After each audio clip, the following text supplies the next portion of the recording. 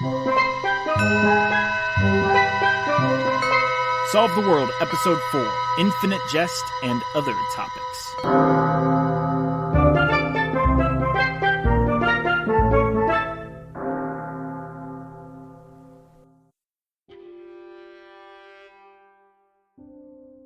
A girl walks into a drugstore. Streams of blood flow down her forehead. Jennifer Dash is in Lake Charles, Louisiana, and she hasn't solved the world yet.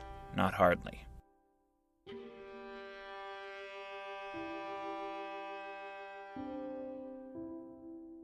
Passing the cashier, a young boy by the name of Atticus Further. We'll meet him in full in just a minute. Jenn held her hand over her head wound so as to not reveal her geyser to onlookers.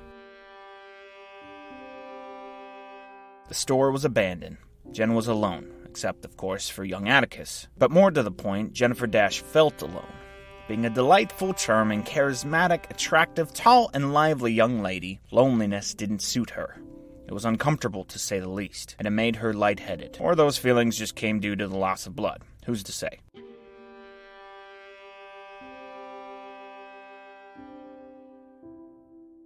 Blood seeped down between Jenn's fingers, paving its own trail and streaking down her arm like Gothic art. Jenn beelined for the paper towel aisle. Without hesitation, she grabbed a package, ripped the plastic off, and applied the whole roll to ease the blood flow. The, quote, angel white towels, unquote, turned red like a plague on Egypt. With her immediate need covered, Jenn pondered her next move. What did she need? Perhaps she could use a new set of clothes. Her current duds were nearly soaked through from anxious and humid sweat. But this was a drugstore, not a super Walmart. No new clothes. No problem. Jenn swiped a bottle of perfume and gave her body a generous 10 sprays before setting the display bottle back on the rack. Ah, that wound. Jenn wasn't a superficial person, especially considering the narcissistic demographic she belonged to. 17-year-olds aren't known for their depth of character and inner beauty. Nonetheless, makeup came to Jenn's mind as a necessity. As she perused the cosmetics aisle, she slipped not merely powder and blush in her back pockets, but also mascara, lipstick, and eyeliner. Surreptitiously, she glanced at the front desk to see if any eyes caught her deviance. Nope, the boy behind the register was caught up in some titan of a book. He'd never notice.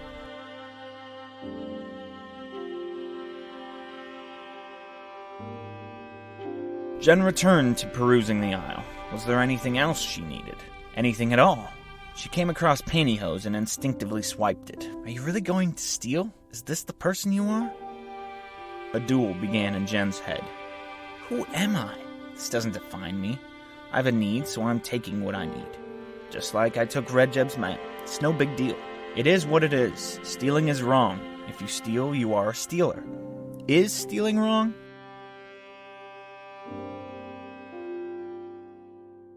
Jenn managed to have this thought completely free of any sarcasm. It was an honest personal inquiry. Jenn stood there, in the aisle, her eyes locked on a particular scratch on the floor, lost in her thought.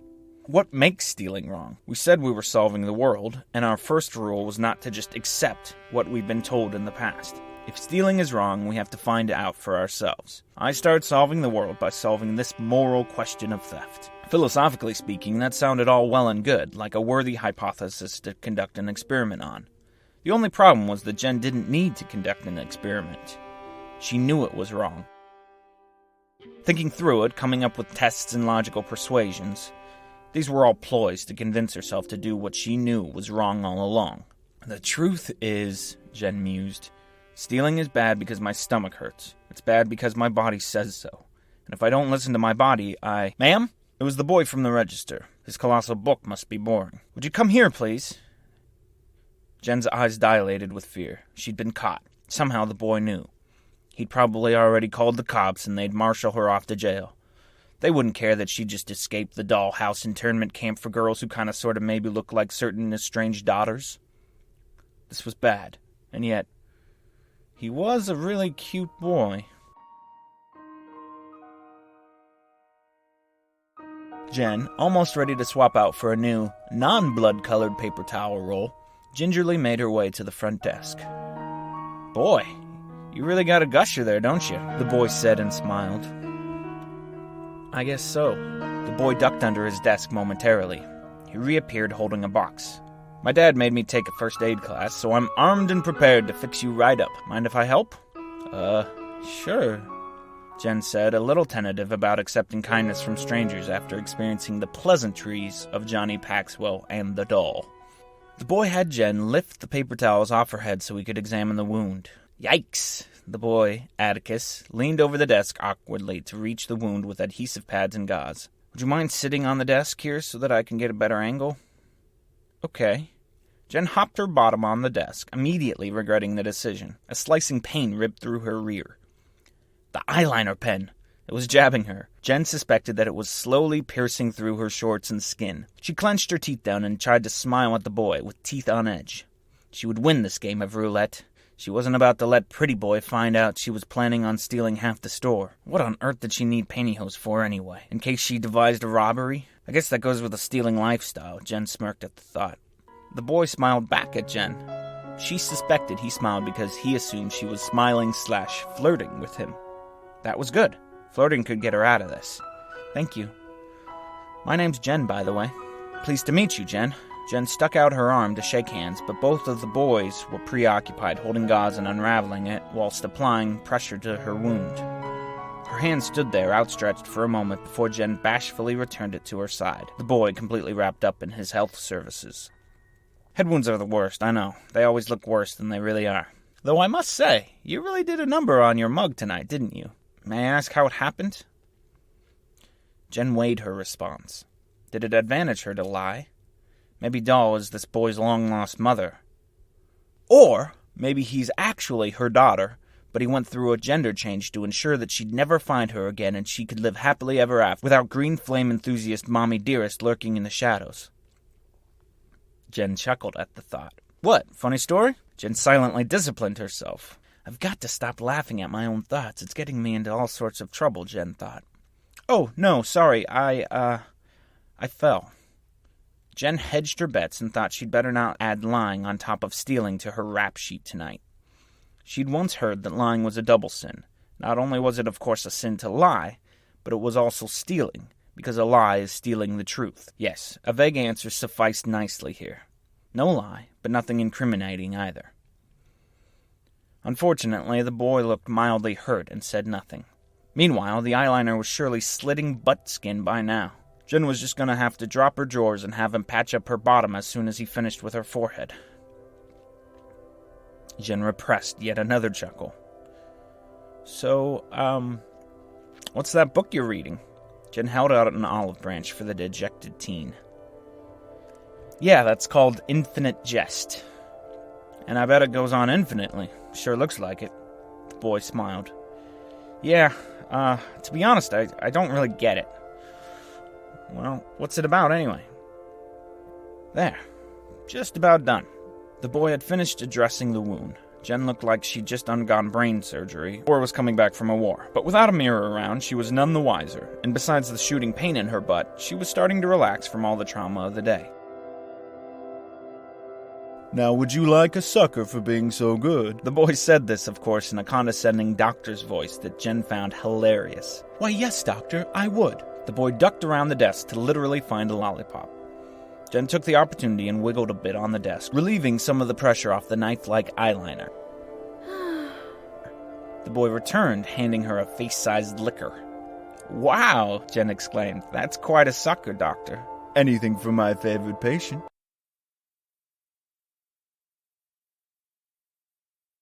The line was a bit too suggestive, and both teenagers knew it. So, what's the big joke of the book? Of Infinite Jest? Yeah. Well, it's a quote, right? You know, from Hamlet? Right. Yeah, of course. Jenn was pleased at how well she played that off. It's kind of about this videotape that whoever watches it becomes so obsessed with watching it over and over and over again that that's all they end up doing until they die. Sounds hilarious. I don't know, do you want to hear a really cruel thought? Sure, lay it on me. Well, I kind of believe that genius is something really rare. Yeah, you're a regular Hitler, all right. No, I mean, it's really rare, right? Most of us never even taste genius. Not even a little bit. And the blessed few who have that superpower, well, they tend to find it overwhelming, I think. It seemed like the boy was hoping Jenn would figure out where he was going with all this, but she hadn't a clue. They kill themselves. So I picked up this book because I heard the author was a genius and he killed himself a few years back. Oh. So can you tell? Are the ingredients to genius listed in the works cited page? No, I mean, I don't know. The story's really hard to follow, but I do like some of the insights into life. Maybe it's just too genius for regular folks like us to get it. Yeah, maybe. My dad says, though, that genius isn't about knowing complicated things. It's about making the complicated simple. Sounds like the author failed, then. I don't know, I shouldn't say. After all, I haven't got to the end yet, have I? I'm sure it'll all make sense in the end. I sure hope so. Jen's eyes dart anxiously. So, I guess I should pay you for the paper towels, then. Oh, don't worry about it. We have a budget for stuff like when a customer accidentally breaks a product. Jenn laughed. Yeah, I broke your paper towels pretty good there. You sure did. They both laughed together. It's a nice moment.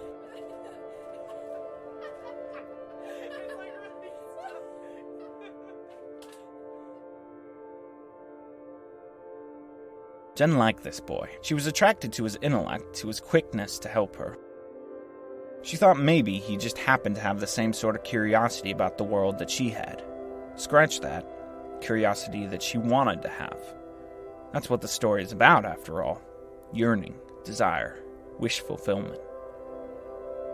But also, Jennifer Dash couldn't help but notice that the boy's forearms were quite bulgy for a teenager. He must be a weightlifter, she thought. Jenn hopped down from the desk. She stared at the boy a moment longingly, and then abruptly turned toward the door. She mustn't forget about Leviathan. Boys come and go, but Leviathan, she remains. The boy cleared his throat. Could I maybe call you sometime?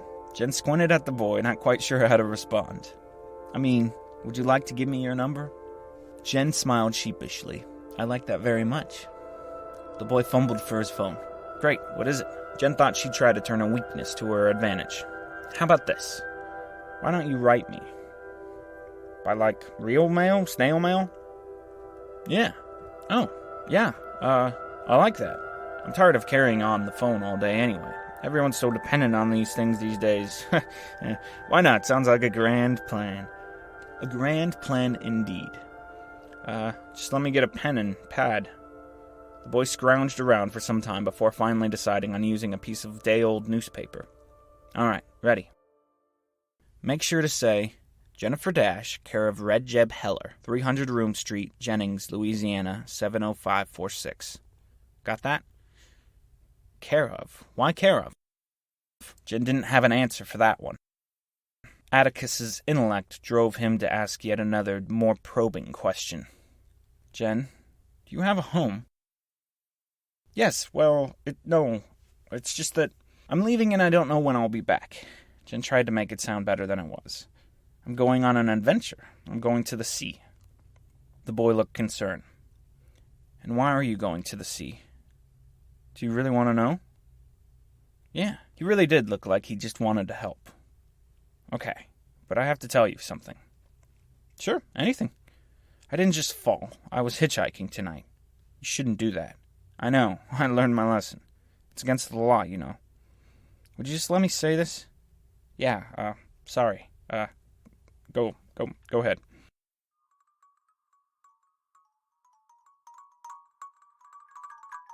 I got picked up by this woman, a scary, kind of big lady, and she goes into this big long story about being hypnotized by a bonfire, going to the hospital in handcuffs, and then all this stuff about the real, historical Pied Piper coming to haunt her, or something like that. Sounds like a real humdinger of a person. Yeah, but she keeps telling me I remind her of her daughter. The daughter who the Pied Piper took away? The boy said this to be coy, and looked startled as Jenn affirmed his sentiment. Yeah, and she kept telling me I'd be with her, be her new replacement daughter. I got scared and told her to leave me off in town, and she wouldn't. She blew right through a stop sign at like 60 miles an hour. Whoa. I know. I didn't know what to do. I kicked her hard. She slammed on the brakes and I fell out of the truck. Kind of fell, kind of flopped out. That's how I got this. Jenn touched her head wound. Yet the boy was unperturbed. Jenn, why were you hitchhiking? Jenn was anxiously annoyed. She wanted him to pity her, to hug her. She didn't know what she wanted. Not this, not an interrogation. I told you, I'm going to the sea. Jenn, do you have anywhere to sleep tonight? How do I answer that question? Jenn didn't know. She stayed quiet. The boy grabbed at the piece of newspaper he'd written the address on. He scribbled another address and tore off that piece.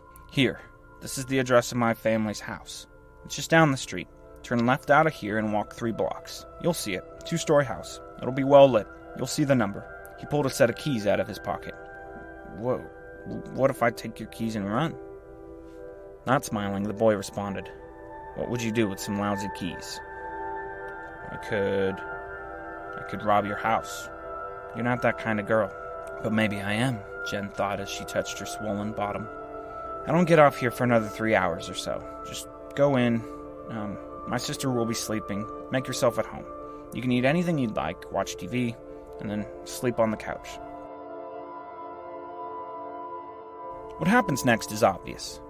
Jenn took the keys. Her pride was thrown asunder at the look of the boy's sweeping blonde locks. She liked boys with long hair. She liked this boy. So, of course, she took those keys and walked to his house.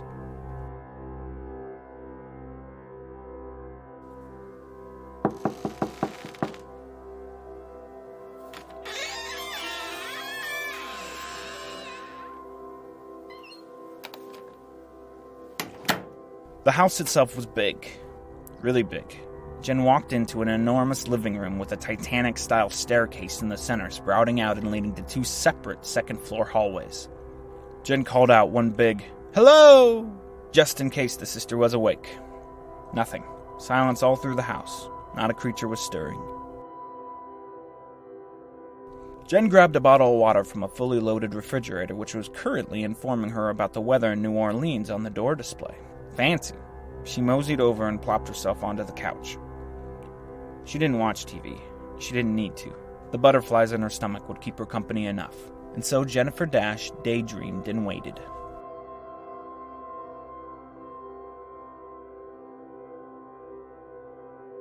After what felt like no time at all, the boy returned. He smiled a broad, boyish glee grin when he saw her waiting up for him. The twosome sat on the couch and talked for hours.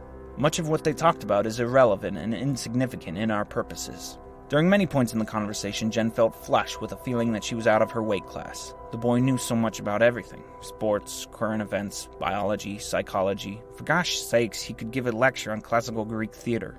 What sort of wonderkin was this guy? But regardless of Jenn's insecurity, she could tell she was rubbing off on him too. There was one topic worthy of our notice. Jenn, in her flirtatious giddiness, wanted to tell the boy everything. That meant her plans to solve the world. That also meant divulging her thoughts on NASA, the supposed cosmonauts, and the Macy's magazine in general. Everything Humphreyandra and Flagatorindor. The boy summed up her critique as a wariness to have faith in the written word. He devised a new, pragmatic rule for her. She could accept information from sources that she trusted. He told her that, of course, on the surface that seems like a simple enough rule. But then the question became, how does one decide to trust a specific source? The boy answered his own question by stating that it shouldn't be by the words alone, meaning that one's argument in writing shouldn't alone be the source of trustworthiness. Rather, he argued, it should be on the merits of the character of the author himself. This, to any outsider, surely sounds like a strange and naive manner of epistemology, but Jenn was none the wiser and ate it all up. She fervently promised to immediately employ such tactics in her journey.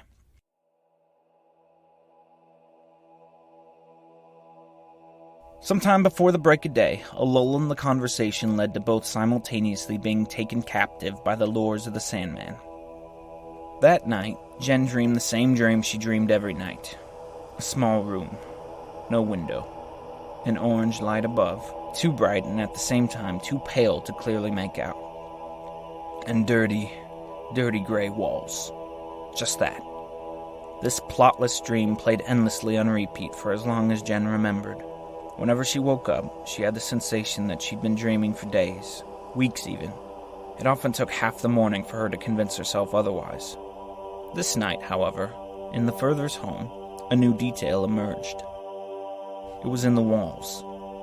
Something about them was changing. Something was happening. Something was seeping through. Red. Yes. The something was red. Slowly, ever so slowly, this red was winning. It was conquering the dirty gray. It was more powerful. Red. The red was coming. The red was coming, and it was blood. It was all blood.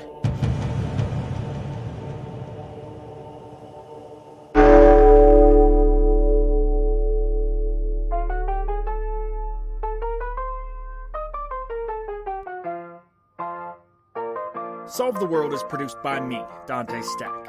I'd like to thank the many generous artists at freesound.org and freemusicarchive.org, where I found all the music and sound effects for this show. Full attribution for those sound effects and music are located on my website at dantestack.com/solvetheworld under show notes. If you like the show, then please express your support and write a review on iTunes. That's the biggest way anyone can help out the show at this point in the game. Besides that, you can also join our Facebook group at facebook.com/solvetheworldpodcast.